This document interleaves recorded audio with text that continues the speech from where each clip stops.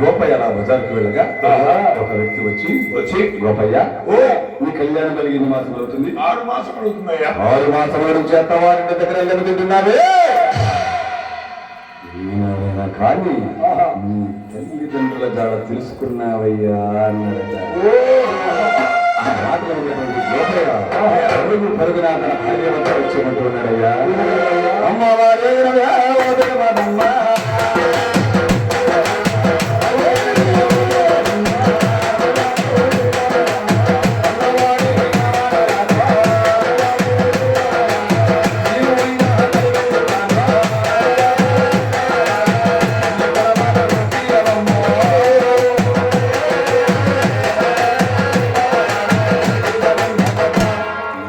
కన్నవారి వాడలకు వెళ్ళి వస్తాను, వెళ్ళేటటువంటి సెలవులు ఇవ్వవే తిరుపతి అన్నాడట. ఆ మాటలు విన్నటువంటి బంగారు తల్లి బావతో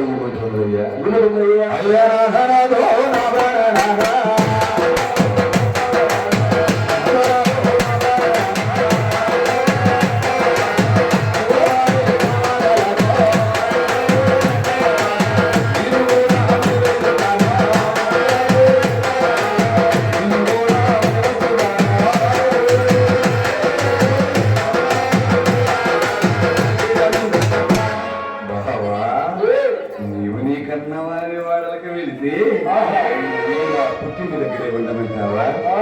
నేను కూడా నా అత్తవారి వాడలకు వస్తాను బావా. ఆ మాటలు విన్నటువంటి గోపయ్య దేవి అక్కడ మూగన ఉయ్యాలలేదు, పక్కన పెద్ద మంచి చూడలేదు, అలాగే తెలిసి అలాంటి కష్టాల కాపడానికి నిన్ను ఏమని తీసుకెళ్ళగలవి అన్నాడట.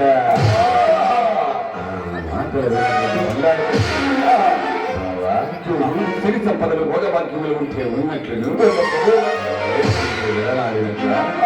భర్త ఉంటే అక్కడ ఉండడం మన సాంప్రదాయం. మాటలు విన్నటువంటి గోపయ్య అందుకే భార్య భర్త అనుబంధం గురించి ఆనాడు మన పెద్దలు ఏమన్నారో తెలుసా? కార్యేషు నాసి గణేషు మంత్రి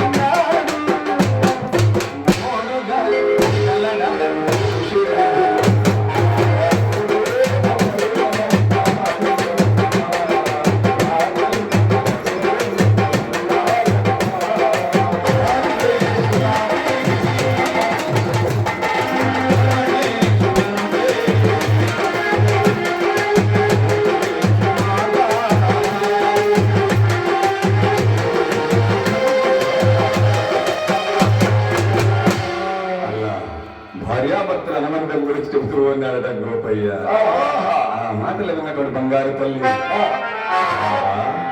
అలాగైతే నా తల్లిదండ్రుల వద్దకు వెళ్ళి ఒక్క మాట చెప్పి వస్తాను కదా అని చెప్పి మన తల్లి గారి వద్దకు వెళ్ళి ఏమంటుందయ్యా అమ్మ తల్లినవా రంగమయ్యవా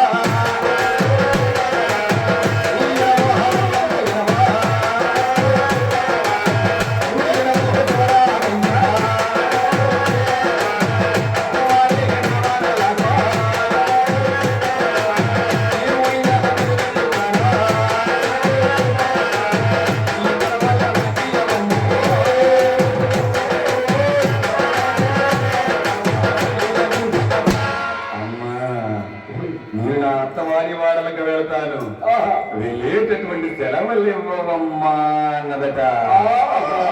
ఆ మాటలు విన్న రంగమ్మ దేవి తన కూతురుతో ఏమంటుందయ్యా అమ్మ ఓదేరవే ఓదేవమ్మా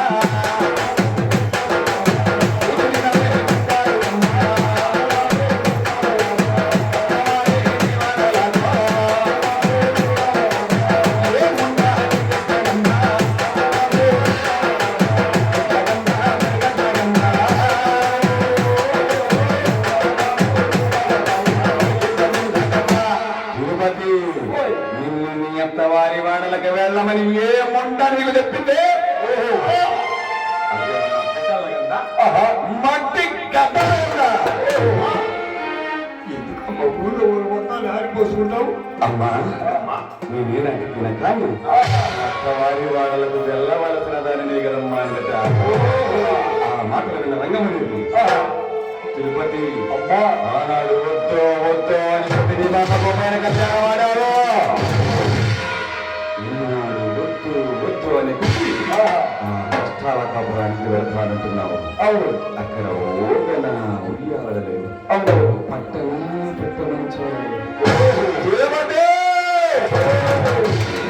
జంగిలి గారు పరిగొంట కాసుకుంటారు వారు అలాగే కట్టు పీడులు అమ్ముకుంటారు తెలిసి తెలిసి ఆ కష్టాల కాపురానికి నువ్వు ఏమని కాపాడాలని ఆ మాటలు విన్న బంగారు తల్లి అమ్మా అలాంటి కష్టాల కాపురానికి కలగ నేను వెళ్ళినట్లయితే అమ్మ వెంకటేశ్వరి గట్టునేగా ఉంటానా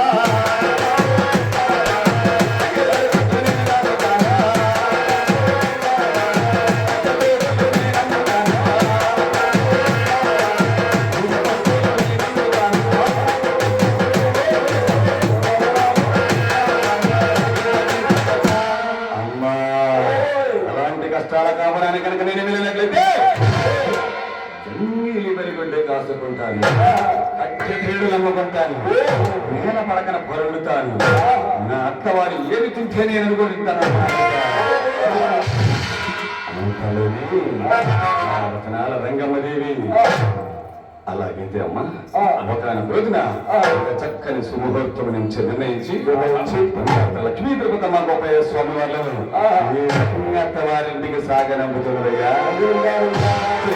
లక్ష్మీ తిరుపతమ్మ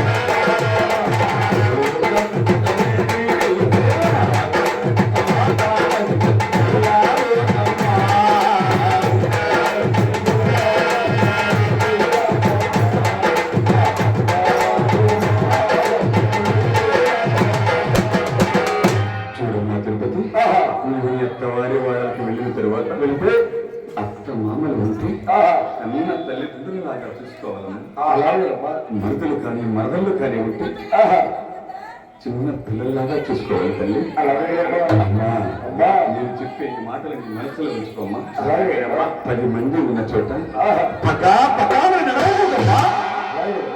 అమ్మా నలుగురు ఉన్న చోట భర్తలు పేరు పెట్టి పిలవవద్దమ్మా. అలాగే అమ్మా అమ్మా అమ్మా నట్టింత గత గత గత నడవకూడదు తల్లి. అలా నడిస్తే ఏమైందమ్మా? తిరుపతి అమ్మా నీవు గనక అత్తవారింటికి వెళ్ళిన తరువాత నట్టింట గత గత గత అని నడిస్తే నట్టింట సరే అంటూ ఉండగానే ఆ మాటలు విన్న బంగారు తల్లి తల్లిదండ్రుల కాళ్ళకి నమస్కరించి పల్లకిలో కూర్చుని వెళ్ళే వస్తాను అమ్మలారా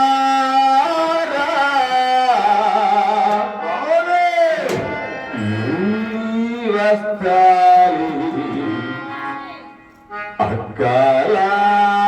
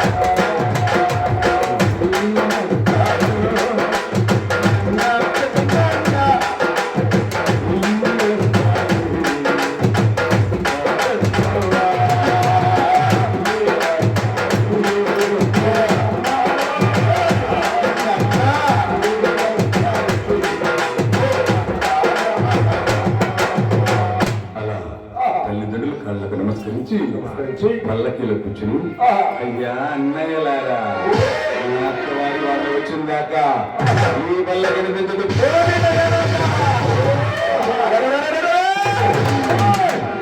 ఇంతలో ఎవరు చూస్తూ ఉన్నారయ్యా? ఆ శ్రీనివాసుడు చూసి చూడమ్మా తిరుపతమ్మా ఆనాడు నీ తల్లిదండ్రులు నన్ను మరచా, ఈనాడు నీవు కూడా నన్ను మరచి కలవకుండా నీ అత్తవారి వాడలకు వెళతావా చూస్తారని చెప్పి ఈ విధంగా పరిమాడుతున్నాడు. చూస్తావనైనా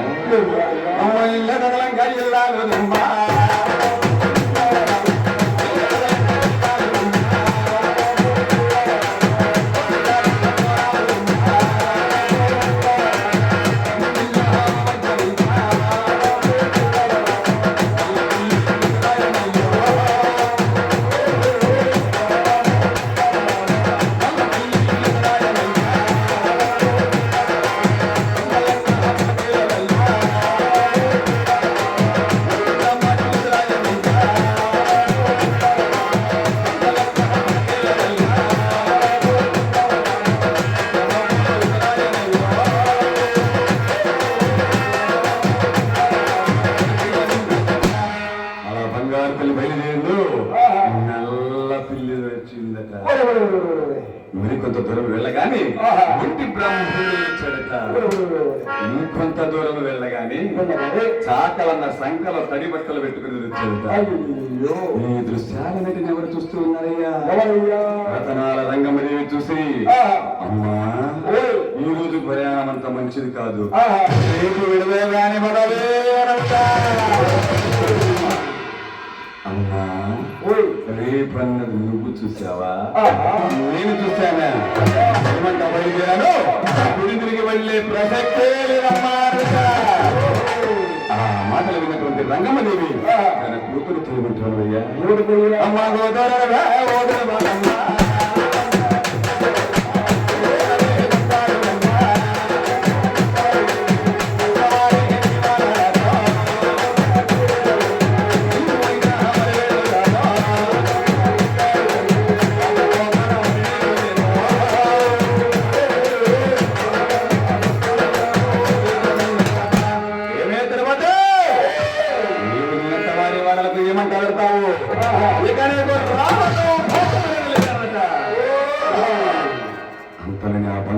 వెళ్ళి తల్లిదండ్రుల కాళ్ళకి నమస్కరించి పల్లకీలో కూర్చొని అయ్యా అన్నయ్యలారా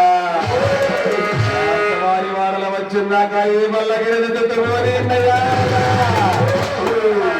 ఇంతలో నాకేంద్రుడు ఈ విధంగా పరిమారుతూ ఉన్నాడయ్యా